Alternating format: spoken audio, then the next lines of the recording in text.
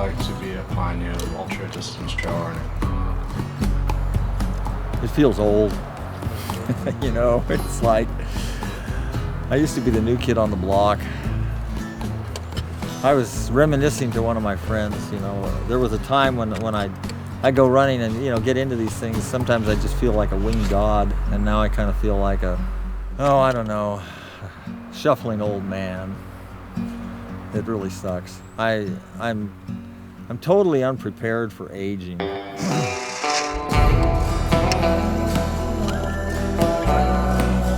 I was raised in an apocalyptic religion.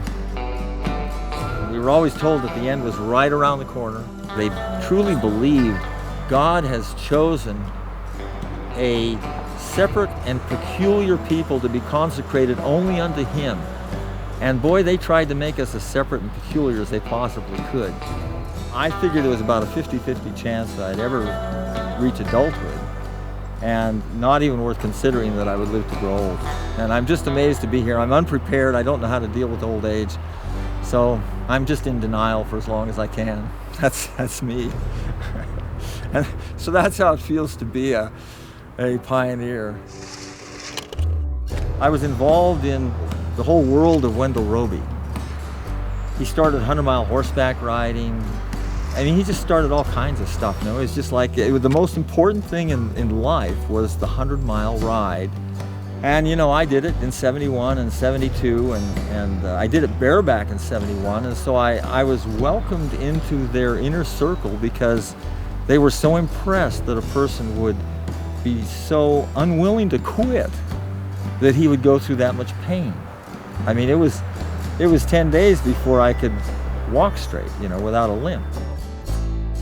When my horse went lame in 73, Drusilla invited me to do it the next year on foot. I said, well, maybe. And I was thinking, I'll have a better horse by then. I didn't get around to it. And so in 74, as the spring rolled on, I ran.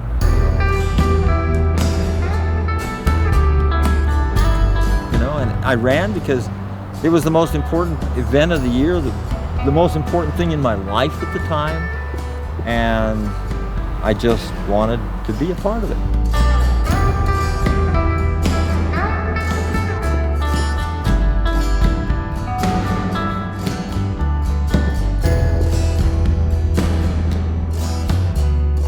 You have to realize that the night before I ran my epic run, I scooped out the horse manure from a horse trailer, laid down my sleeping bag, spent the night with the wafting aromas around me. You know, I got dressed in the dark, and Ralph and Betty Deaver, the timers, they were sitting there with a gas lantern on their table. And 10 minutes before the start, you know, it's like nobody was there. They're all back there taking care of their horses. I walk up to them and I say, well, I guess I'll be heading out now. And they said, good luck, Gordy. And I disappeared into the darkness. And that was it. You know, it was just the most inauspicious thing. It's almost like nobody knew it happened.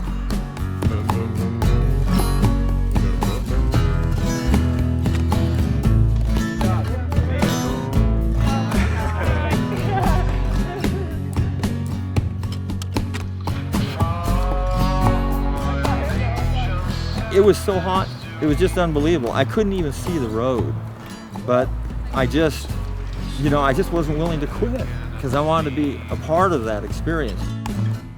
It was really clear it was going to hit bottom real soon. And I knew I couldn't finish, but I came to the point where I said, well, I could still take one more step. And I just decided to keep taking one more step until I could no longer take one more step.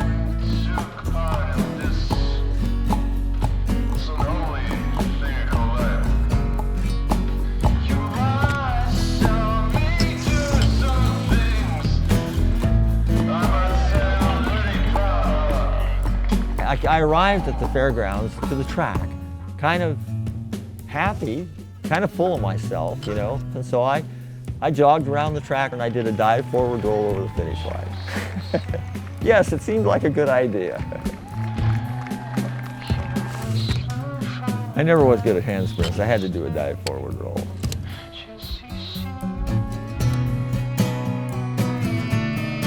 I didn't realize how close it was going to be. I mean, I only finished 13 minutes under the wire.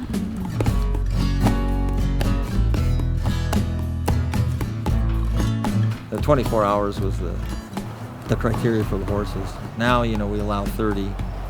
Good thing. Allows old farts like me to make it sometimes.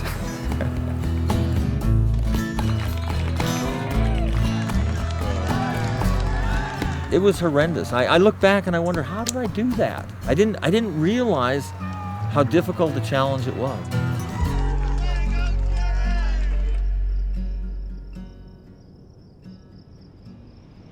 Such an amazing place. So many memories. Anyway, Cowman came along and he did it, and after that, Wendell came up to me and said what I was waiting for, you know. And he comes up to me and goes, "Gordy, let's make this a yearly event." And I said, "With publicity and all that?" And he said, "With publicity and all that." I wrote the ad that went into Runner's World, and it said, "The ultimate challenge," in bold block print. 100 miles of cross-country running through the high mountains and deep canyons of Northern California's Sierra Nevada mountains. Write Western States Trail Foundation, Auburn, California. And you didn't have to put any more than that on the envelope. It would get there. like you know, most pioneers, I didn't know what I was doing, really. You know, I didn't know I was starting a sport. I never expected to change my world. I didn't. You know, we now have more people who have finished the Western States run than have finished the Western States ride. All I can say is, thank God, Wendell created the ride so that I could run it, so that all these people could come afterwards, because I know that it's going to do the same thing for their lives that it's done for my life. When I look at how much happier I am as a long-distance trail runner, I just can't compare to the way I was before.